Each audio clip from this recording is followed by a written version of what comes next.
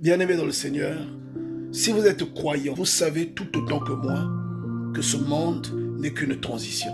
Nous venons dans ce monde que de transit. Nous ne faisons que passer.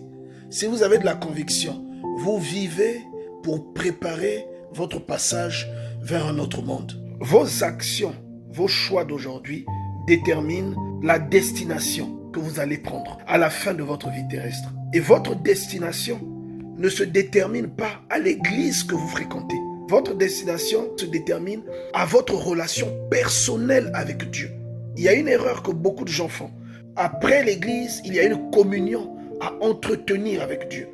C'est cette communion qui détermine votre direction, qui détermine la voie que vous allez emprunter. Ce monde n'est qu'une transition. Le Seigneur a dit, il y a beaucoup de pièces dans la maison de mon Père.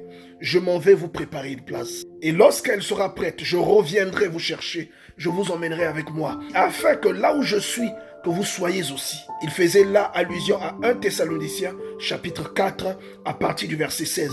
Nous vivons en attendant de rejoindre un endroit qui nous a été destiné. Toutefois, vous ne devez jamais oublier qu'il y a 2 destinations.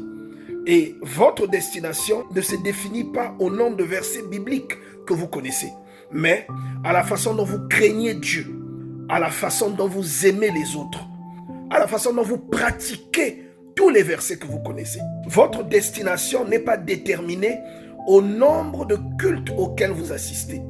Votre destination se détermine à votre obéissance à Dieu, à votre respect de ses préceptes, à votre amour pour les choses de Dieu, à votre diligence et à votre zèle.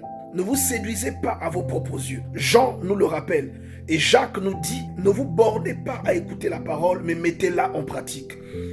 Certains signes ne s'illustreront dans votre vie que lorsque vous pratiquerez ce que vous lisez. Certaines de vos délivrances ne viendront pas parce que vous avez un poste à l'église. Elles viendront parce que vous craignez Dieu. Elles viendront parce que vous aimez votre prochain, que vous êtes libéral, que vous êtes bon, que vous n'êtes pas débauché. Dieu n'écoute pas uniquement les paroles qui sortent de votre bouche, mais même votre comportement parle à Dieu. Votre caractère définit qui vous êtes.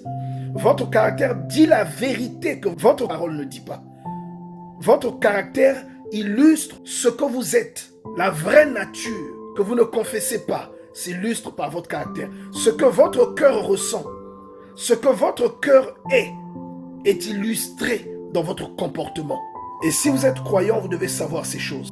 Dieu ne vous exauce pas parce que vous chantez bien. Il vous exauce parce que vous le craignez. Il ne vous exauce pas parce que vous priez fort, ou parce que vous avez une belle voix, ou parce que vos prières sont éloquentes.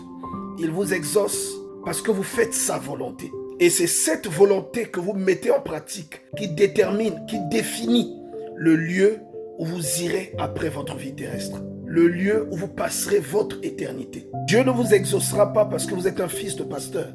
Il ne vous exaucera pas parce que vous êtes la femme d'un homme de Dieu. Élie, le tuteur de Samuel, a été maudit par Dieu à cause du caractère de ses enfants. La Bible déclare que les enfants de Élie, le tuteur de Samuel, ne craignaient pas Dieu. La Bible déclare que les enfants de Samuel ne craignaient pas Dieu. Vous pouvez être un fervent croyant et commettre la maladresse de ne pas transmettre votre conviction à vos enfants. Faites très attention. Votre exaucement ne dépend pas de la fonction que vous occupez. Elle dépend de votre conviction et de la crainte que vous avez de Dieu.